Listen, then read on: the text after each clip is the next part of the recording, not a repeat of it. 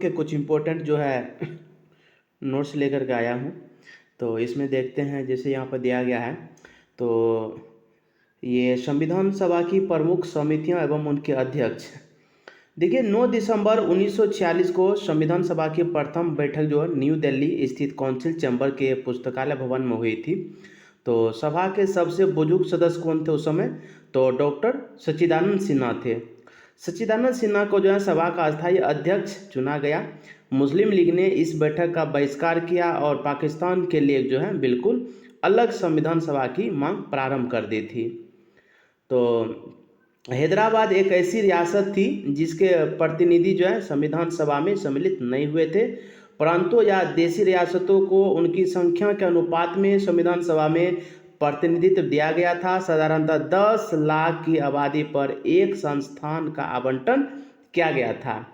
प्रांतों का प्रतिनिधित्व जो मुख्यतः 3 प्रमुख समुदायों की जनसंख्या के आधार पर विभाजित किया गया था। ये थे मुस्लिम, सिख और साधारण थे। तो इसी में हम देखते हैं कि जो संचालन समिति के जो अध्यक्ष उसमें कौन थे? डॉक्टर राजेंद्र प्रसाद थे। संघीय यह संचालन समिति के सदस्य कौन थे? डॉक्टर राजेंद्र प्रसाद। संघीय संविधान समिति के कौन थे? पंडित जवाहरलाल नेहरू। प्रांतीय संविधान समिति के कौन थे? सरदार वल्लभ भाई पटेल। प्रारूप समिति के भीमराव अंबेडकर। संघ शक्ति समिति के थे पंडित जवाहरलाल नेहरू।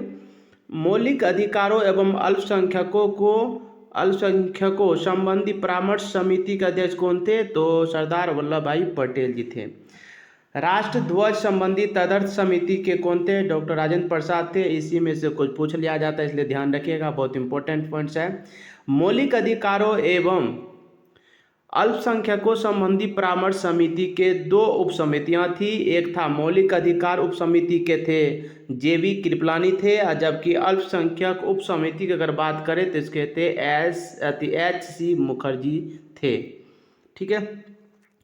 और संविधान सभा में ब्रिटिश प्रांतों के 296 प्रतिनिधियों का विभाजन जो है सांप्रदायिक आधार पर किया गया था।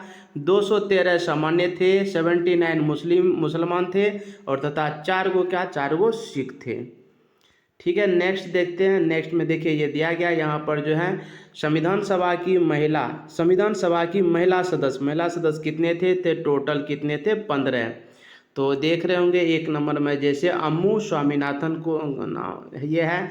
दूसरा एनी मैस्करीन थे। बेगम एजाज दक्षयानी, वेल्यादून, जी दुर्गाबाई, हंसा मेहता, कमला चौधरी, लीला रे, मालती चौधरी, पूर्णिमा बनर्जी, रेणुका राय, सरोजिनी नायडू, राजकुमारी अमृत कौर, सुचेता कृपलानी एवं विजयलक्ष्मी पंडित। नेक्स्ट स्लाइड देखते हैं। नेक्स्ट स्लाइड में यह है कैबिनेट मिशन 1945 ईस्वी की बात है कि प्रस्ताव पर गठित अंतरिम मंत्रिमंडल 2 सितंबर 1946 का है ये। तो डॉक्टर राजेंद्र प्रसाद नेहरू जो हैं जवाहरलाल नेहरू जो हैं कार्यकारी परिषद के उपाध्यक्ष थे। विदेशी मामले और राष्ट्रमंडल ये इसी के पास था। नेक्स्ट देख रहे हैं वल्लभ भाई पटेल जी के पास क्या था? गृह था। सूचना तथा प्रसारण मंत्रालय इसी के पास था। बलदेव सिंह रक्षा मंत्रालय। जॉन मथाई उद्योग तथा आपूर्ति मंत्रालय थे। सी राजगोपालाचार्य के पास शिक्षा था। C.H. भाभा के पास क्या था? कार्य, खान एवं बंदरगाह। डॉक्टर राजेंद्र प्रसाद के पास था खाद्य एवं कृषि। ये एग्जाम में पूछा भी गया था, ध्यान रखिएगा, बहुत इंपॉर्टेंट है। आसफ अली के पास क्या था? ये भी इम्पोर्टेंट है, रेलवे। जगजीवन राम के पास क्या था? श्रम मंत्रालय। ठीक है, आप देखते हैं मंत्रिमंडल में शामिल मुस्लिम लीग के सदस्य। तो ये कौन थे? लियाकत अली को मिला था वित्त मंत्रालय। आई चुंदरीगर इसको वाणिज्य मिला था। अब्दुल रब नस्तर को मिला था संचार। जोगेंद्र नाथ मंडल इसको मिला था विधि। और गजांतर अली खां को मिला था स्वास्थ्य मिला था। चलिए नेक्स्ट स्लाइड देखते हैं। नेक्स्ट स्लाइड में है स्वतंत्र भारत का पहला मंत्रिमंडल जब बना था उसमें कुछ चेंजिंग हुआ था। यहाँ से भी क्वेश्चन काफ़ी जो है क्वेश्चन पूछा जाता है, ध्यान रखिएगा यहाँ से। तो जवाहरलाल नेहरू, तो जवाहरलाल नेहरू जो थे, जवाहरलाल नेहरू ये क्या थे? प्रथम प्रधानमंत्री थे। राष्ट्रमंडल तथा विदेश मामले, वैज्ञानिक शोध ये सब जो है किसके पास थे? तो जवाहरलाल नेहरू जी के पास थे। दूसरा है सरदार वल्लभ भाई पटेल, पटेल जी के पास सेम वही चीज़ है, गृह सूचना एवं प्रसारण मंत्रालय, राज्यों के मामले। और नेक्स्ट आ जाइए डॉक्टर राजेंद्र प्रसाद के पास, तो इसके पास था क्या चीज, खाद्य एवं कृषि था। और नेक्स्ट है अब्दुल कलाम आज़ाद के पास, है न, तो अब्दुल कलाम आज़ाद के पास शिक्षा। डॉक्टर जॉन मथाई के पास रेलवे एवं परिवहन। डॉक्टर भीमराव अंबेडकर के पास था विधि। जगजीवन राम, इसके पास क्या था, श्रम मंत्रालय। सरदार वल्लभ भाई पटेल के पास रक्षा। राजकुमारी अमृता कौर के पास स्वास्थ्य। C.H. भाभा के पास क्या था, वाणिज्य। रफ़ी अहमद किदवई के पास क्या था, संचार। और R.K. सन्मुख शेट्टी के पास क्या था, वित्त था। डॉक्टर श्यामा प्रसाद मुखर्जी के पास क्या था, उद्योग एवं आपूर्ति, बहुत इंपॉर्टेंट है, इसको ध्यान रखिएगा। V.N. गाडगिल के पास क्या था, कार्य खान एवं ऊर्जा मंत्रालय। चलिए तो नेक्स्ट पॉइंट देखते हैं, इसमें क्या, संविधान निर्माण की प्रक्रिया में कुल 2 वर्ष 11 महीने और 18 दिन लगे थे। संविधान के प्रारूप पर कुल 114 दिन बहस हुई। संविधान निर्माण कार्य में कुल मिलाकर के 63,96,729 रुपया जो है क्या हुआ था, व्यय हुआ था। ठीक है, चलिए अगर आज संविधान को जब 26 नवंबर 1949 को संविधान सभा द्वारा पारित किया गया, तब उसमें कुल जो है टोटल कितने भाग थे, तो टोटल कुल 22 भाग थे। 395 अनुच्छेद और 8 अनुसूचियां थी। वर्तमान में संविधान सभा में 22 भाग है, 395 अनुच्छेद है एवं 12 अनुसूचियां हैं। तो ये 395 जो अनुच्छेद है ये लगभग 400 से प्लस हो चुका है, ध्यान रखिएगा। चलिए नेक्स्ट स्लाइड। नेक्स्ट में जैसे दिया हुआ नए राज्यों का गठन, तो आंध्र प्रदेश की बात करें तो इसका गठन कब हुआ था, तो ये हुआ था आपको, आंध्र प्रदेश का गठन कब हुआ था, 1 अक्टूबर 1953 को। महाराष्ट्र की बात करें तो 1960 में हुआ था। गुजरात 1 मई 1960 को हुआ था। नागालैंड 1963 है। हरियाणा 1966 है। और हिमाचल प्रदेश 1971 है। और मेघालय 1972 है। मणिपुर 1972 है। चलिए नेक्स्ट और आगे देखें,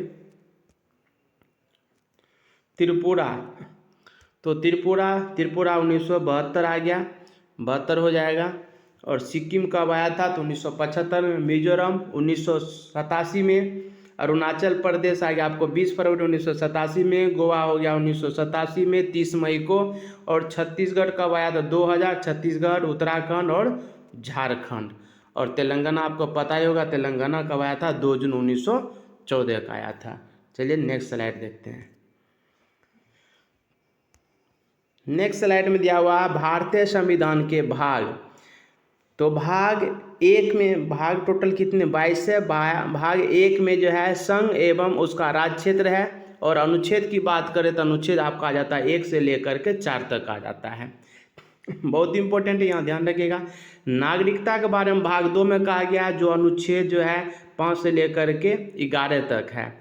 मौलिक अधिकार 12 से लेकर 36 तक है। अनुच्छेद 12 से 36 तक है। मौलिक अधिकार भाग 3 में है। भाग 4 में नीति निर्देशक तत्व है। और अनुच्छेद देखें तो 36 से 51 है। भाग 4 के क में मूल कर्तव्य दिया गया, जो अनुच्छेद 51 के क में है। ये इंपॉर्टेंट है, ध्यान रखिएगा। भाग 5 में दिया होगा संघ के बारे में है, जो अनुच्छेद 52 से लेकर 151 तक है। टोटल 99 अनुच्छेद इसमें आता है। भाग 6 में राज्य है, जो 152 से लेकर 237 तक है। पहली अनुसूची के भाग ख के राज्य हैं 238 का निश्चित किए गए। चलिए तो भाग 8 देखते हैं। भाग 8 में संघ राज्य क्षेत्र है, जिसमें 239 से लेकर 242 तक है। भाग 9 में पंचायत है। और अनुच्छेद देखें तो 243 के को से लेकर के 9 तक है। 9 के को में, भाग 9 के को में नगर पालिकाएँ हैं 243 से, अनुच्छेद 243 के तो से लेकर के यह 6 तक है। और ख में फिर देखे उसी का 9 भाग 9 में 9 के ख में देखे सहकारी समितियां दिया हुआ है। नेक्स्ट आ जाइए भाग 10। भाग 10 में अनुसूचित जाति, अनुसूचित और जनजाति क्षेत्र के बारे में है। 200 अनुच्छेद 244 से 244 का क में दिया गया है। भाग 11 में देखें तो संघ और राज्यों के बीच संबंध दिया गया, जो अनुच्छेद 245 से 263 तक है। भाग 12 में देखें तो वित्त, संपत्ति, संविदाएं और वाद, ये अनुच्छेद 264 से 300 क तक दिया गया है। भाग 13 की बात करें तो भारत के राज्य क्षेत्र के भीतर व्यापार, वाणिज्य एवं समागम है, ये अनुच्छेद 301 से लेकर 307 तक है। भाग 14 में संघ एवं राज्यों के अधीन सेवाएं, अनुच्छेद 308 से 323 है। भाग 14 का क में आ जाए तो अधिकरण है, 323 के को से लेकर के 323 के ख तक है। भाग 15 में देखें तो निर्वाचन है, 324 से लेकर 329 तक है। भाग 16 में देखें कुछ वर्गों के संबंध विषय उपबंध है, 330 से 342 है। भाग 17 में राजभाषा है, 343 से 351 तक है। भाग 18 में आपात उपबंध है, 352 से 360 है। भाग 19 में प्रकीर्ण है, 361 से 367 तक दिया गया है। भाग 20 में जो है संविधान संशोधन है, अनुच्छेद 368 में है। चलिए इम्पोर्टेंट है, ये बहुत इम्पोर्टेंट है। नेक्स्ट भाग 21 में देखें तो अस्थायी संक्रमणकालीन और विशेष उपबंध है, 369 से 392 है। और नेक्स्ट ऊपर आ जाए,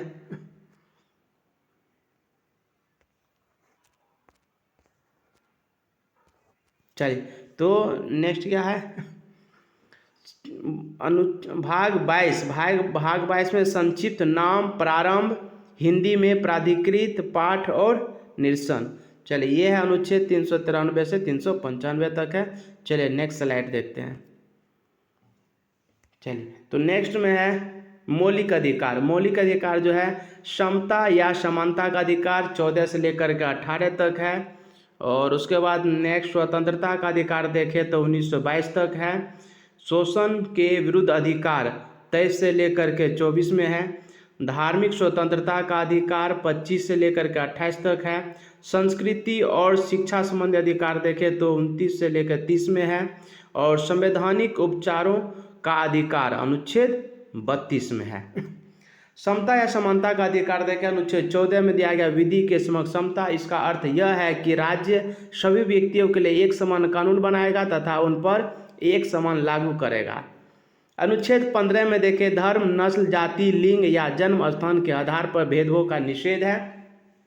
राज्य के द्वारा धर्म, मूल वंश, जाति, लिंग एवं जन्म स्थान आदि के आधार पर नागरिकों के प्रति जीवन के किसी भी क्षेत्र में भेदभाव नहीं किया जाएगा। अनुच्छेद 16 की बात करें तो अनुच्छेद 16 में दिया गया लोक नियोजन के विषय में अवसर की समता। राज्य के अधीन किसी पद पर नियोजन या नियुक्ति से संबंधित सभी नियुक्ति विषयों में सभी नागरिकों के लिए अवसर की समानता होगी, अपवाद में अनुसूचित जाति, अनुसूचित जनजाति एवं पिछड़ा वर्ग को छोड़कर। नेक्स्ट देखते हैं अनुच्छेद 17 दिया हुआ। 17 में दिया हुआ अस्पृश्यता का अंत। अस्पृश्यता के उन्मूलन के लिए इसे दंडनीय अपराध घोषित किया गया है। आइए नेक्स्ट स्लाइड देखते हैं। नेक्स्ट स्लाइड है अनुच्छेद 18 है, जिसमें दिया गया उपाधियों का अंत। सेना या विद्या संबंधी सम्मान के सिवा अन्य कोई भी उपाधि राज्य द्वारा प्रदान नहीं की जाएगी। भारत का कोई नागरिक किसी अन्य देश से बिना राष्ट्रपति की आज्ञा के कोई उपाधि स्वीकार नहीं कर सकता है।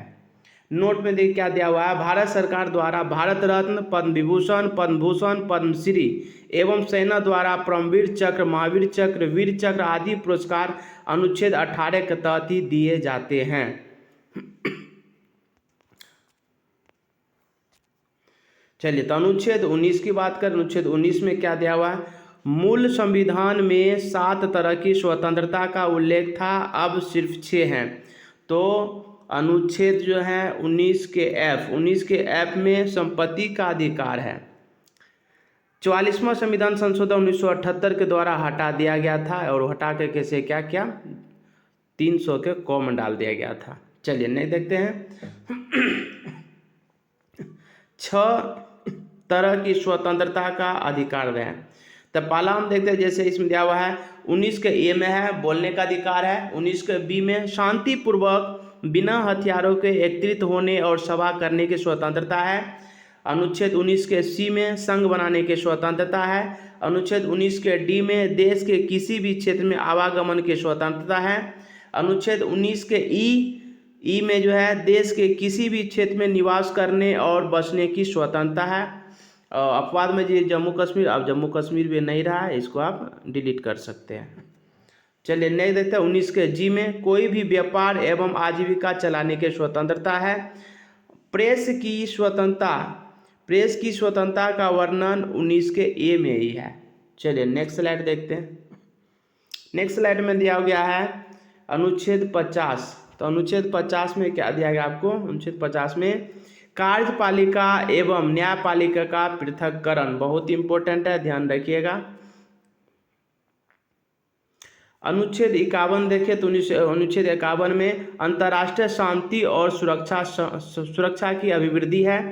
उपयुक्त अनुच्छेद के अतिरिक्त कुछ ऐसे अनुच्छेद भी हैं जो राज्य के लिए निदेशक सिद्धांत के रूप में कार्य करते हैं, जैसे अनुच्छेद 350 के क है प्राथमिक स्तर पर मातृभाषा में शिक्षा देना, और अनुच्छेद 351 में है हिंदी को प्रोत्साहन देना।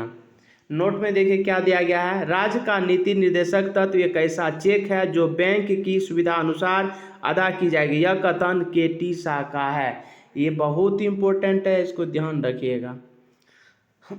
चलिए नेक्स्ट है मौलिक अधिकार एवं नीति निर्देशक सिद्धांत में अंतर। तो नीति निर्देशक सिद्धांत की बात करें तो यह आयरलैंड के संविधान से लिया गया है, जबकि मौलिक अधिकार जो है यह यूएसए के संविधान से लिया गया है।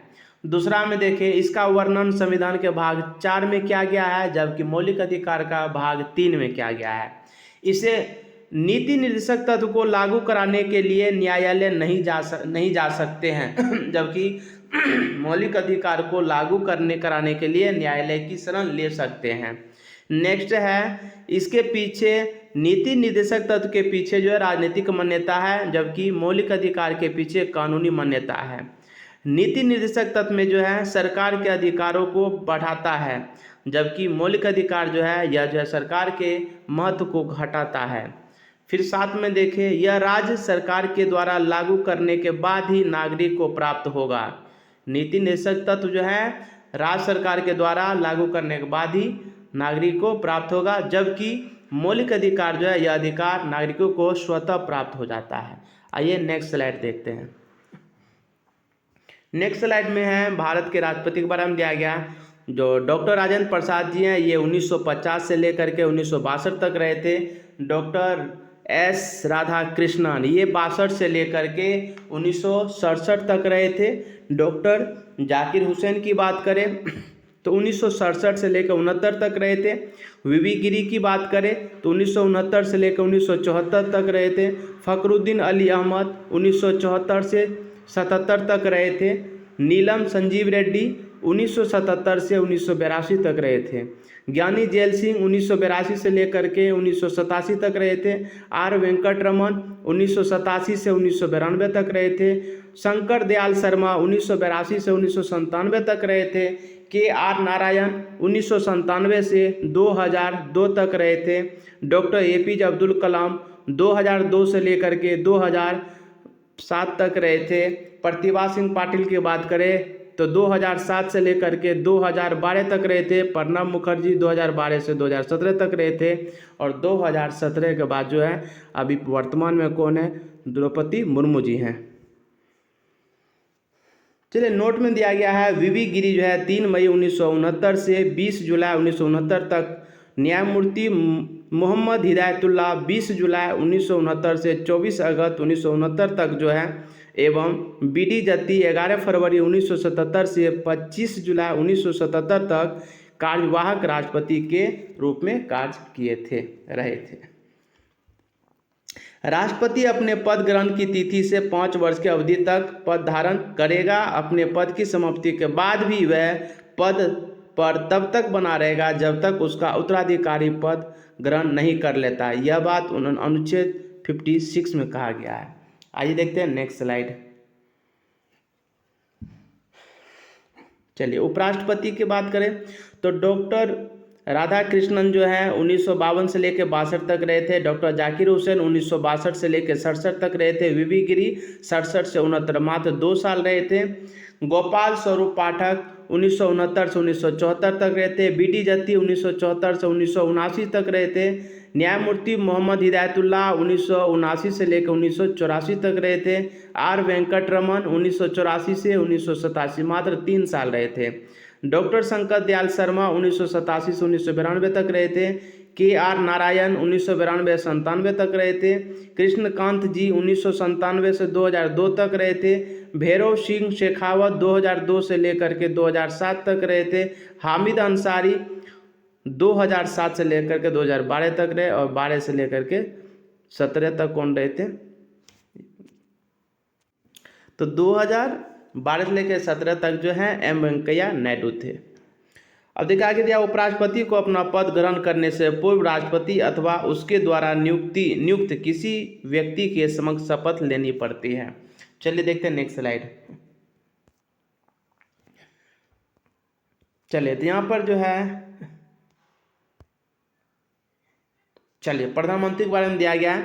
तो प्रथम जो है प्रधानमंत्री कौन रहे थे, चलिए तो जवाहरलाल नेहरू जी थे और ये 1947 से लेकर के 1964 तक रहे थे। दूसरा होगा आपको लाल बहादुर शास्त्री 1964 से 66 तक, मात्र 2 साल रहे थे।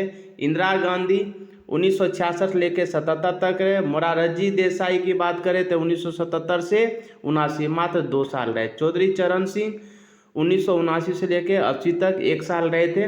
फिर इंदिरा गांधी फिर से आए तो 1980 से लेकर के 84 तक रहे। राजीव गांधी 1984 से 79 तक रहे थे, 89 तक रहे थे। और विश्वनाथ प्रताप सिंह 1989 से 90, मात्र 1 साल रहे थे विश्वनाथ प्रताप सिंह। चंद्रशेखर की बात करें तो 1990 से 91, ये भी 1 ही साल रहे थे। उसके बाद पीवी नरसिम्हा राव आए और पीवी नरसिम्हा राव 91 से लेकर के 96, 5 साल तक रहे थे। अटल बिहारी वाजपेयी आए 1996 से लेकर के, यानी 16 मई से लेकर 1996 से लेकर के 1 जून 1996 तक रहे थे। HD देवगौड़ा की बात करें तो 1996 से 97 तक रहे। IK गुजराल की बात करें तो ये जो 1997 से 1998 तक रहे थे। अटल बिहारी वाजपेयी फिर दोबारा आए और ये 1998 से 1999 तक रहे थे। अटल बिहारी वाजपेयी फिर से दोबारा 1999 से लेकर फिर 2004 तक रहे थे। डॉक्टर मनमोहन सिंह जो है 2004 से 2014 तक रहे थे। उसके बाद नरेंद्र मोदी जी जो 2014 से लेकर अब तक वर्तमान में हैं। चलिए नेक्स्ट स्लाइड देखते हैं।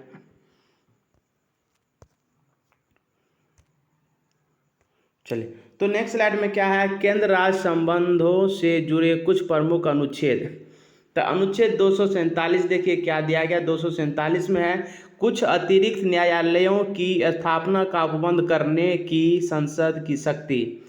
फिर है 249 में दिया गया है राष्ट्रहित में राज्य सूची से संबंधित किसी मामले में संसद की कानून बनाने की शक्ति। 250 में है राज्य सूची के किसी विषय पर आपातकाल की स्थिति में संसद की कानून बनाने की शक्ति। 252 में है 2 या 2 से अधिक राज्यों के लिए उनकी सहमति के पश्चात संसद द्वारा कानून बनाने की शक्ति तथा किसी अन्य राज्य द्वारा इस विधायन को अंगीकार करना।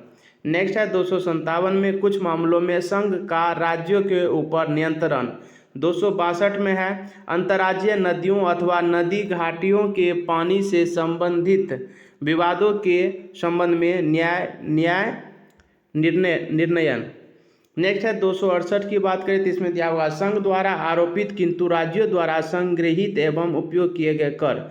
268 के ए में दिया गया है संघ द्वारा आरोपित तथा राज्यों द्वारा संग्रहित एवं उपयोग किया गया सेवा कर। 269 में है केंद्र द्वारा लगाए गए एवं संग्रहित किए गए किंतु राज्यों को दिए जाने वाले कर। आइए नेक्स्ट स्लाइड देखते हैं। तो नेक्स्ट स्लाइड में है राजभाषा के बारे में दिया गया है। तो संविधान के भाग 17 के अनुच्छेद 343 के अनुसार संघ की राजभाषा हिंदी और लिपि देवनागरी है। भारतीय संविधान के अनुच्छेद 344 में राष्ट्रपति को राजभाषा से संबंधित कुछ विषयों में सलाह देने के लिए एक आयोग की नियुक्ति का प्रावधान है। राष्ट्रपति ने इस अधिकार का प्रयोग करते हुए 1955 में श्री बीजी खरे की अध्यक्षता में प्रथम राजभाषा आयोग का गठन किया। इस आयोग ने 1956 में अपना प्रतिवेदन दिया। संविधान की 8वीं अनुसूची संविधान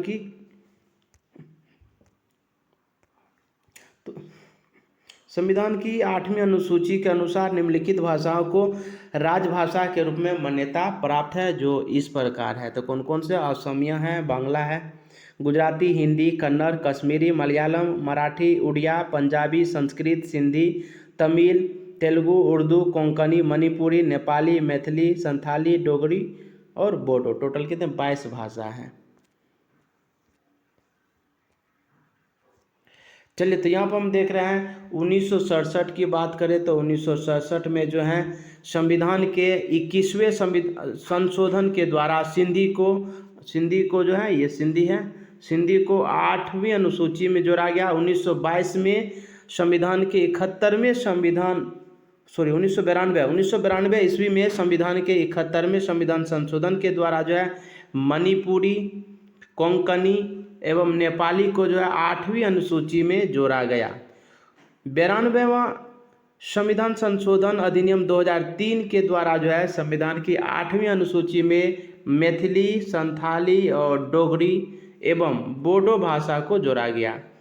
राज्य की भाषा संविधान के अनुच्छेद 345 के अधीन प्रत्येक राज्य के विधानमंडल को यह अधिकार दिया गया है कि वह 8वीं अनुसूची में अंतर्विष्ट भाषा में से किसी एक या अधिक को सरकारी कार्यों के लिए राज्य की सरकारी भाषा के रूप में अंगीकार कर सकता है, किंतु राज्यों के परस्पर संबंधों में तथा संघ तथा राज्यों के परस्पर संबंधों में संघ की राजभाषा को ही प्राधिकृत भाषा माना जाएगा। चलिए नेक्स्ट स्लाइड देखते हैं। चलिए, तो नेक्स्ट स्लाइड में दिया गया आपको शपथ एवं त्यागपत्र। राष्ट्रपति जो हैं, राष्ट्रपति शपथ लेते हैं, किसके सामने लेते हैं? तो मुख्य न्यायाधीश के सामने लेते हैं। और त्यागपत्र किसको देंगे? तो त्यागपत्र देंगे उपराष्ट्रपति को देंगे। नेक्स्ट, उपराष्ट्रपति को अगर शपथ लेना है तो किसके सामने? राष्ट्रपति के सामने लेंगे। और त्यागपत्र किसको देंगे? तो राष्ट्रपति को देंगे।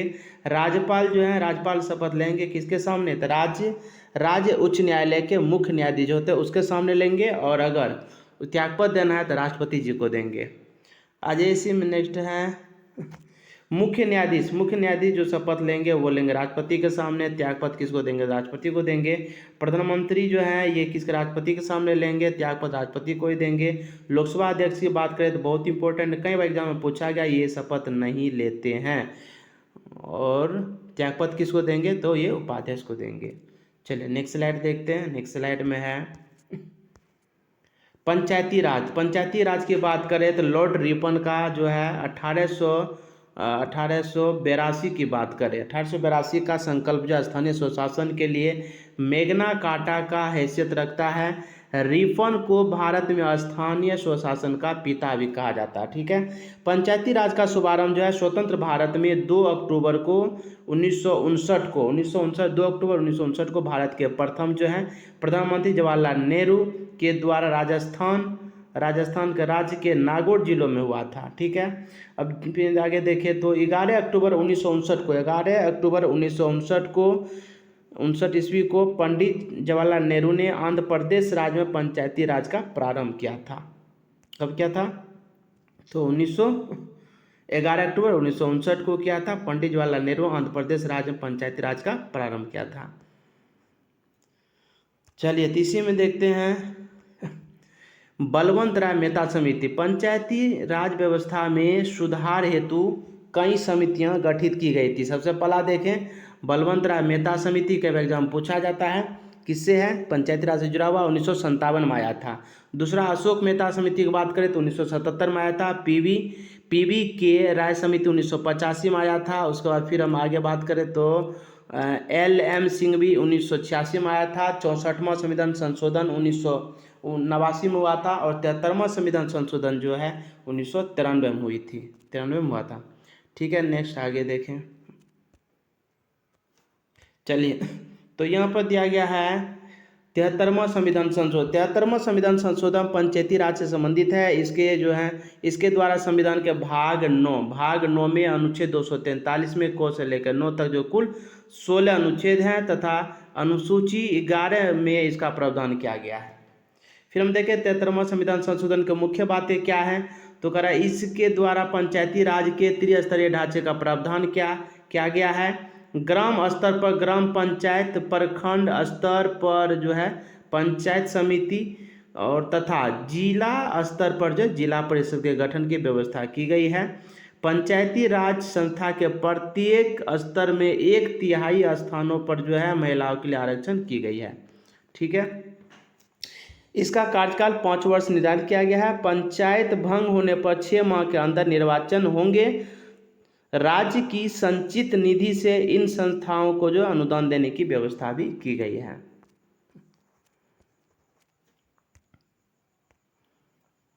चलिए, तो इसी में क्या क्या गया 73वें संविधान संशोधन के बाद जो है पंचायती राज अधिनियम का निर्माण करने वाला प्रथम राज्य कौन सा बना।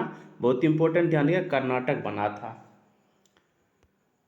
उसके बाद कह रहा है कि 74वां संविधान संशोधन नगर पालिका से संबंधित है। इसके द्वारा संविधान के भाग 9 के को अनुच्छेद 243 के तो से लेकर के यो 6 तक है एवं 12वीं अनुसूची का प्रावधान किया गया। नगर पालिकाओं को 12वीं अनुसूची में वर्णित 18 विषयों पर जो है विधि बनाने की शक्ति प्रदान की गई। आइए देखते हैं नेक्स्ट स्लाइड क्या है।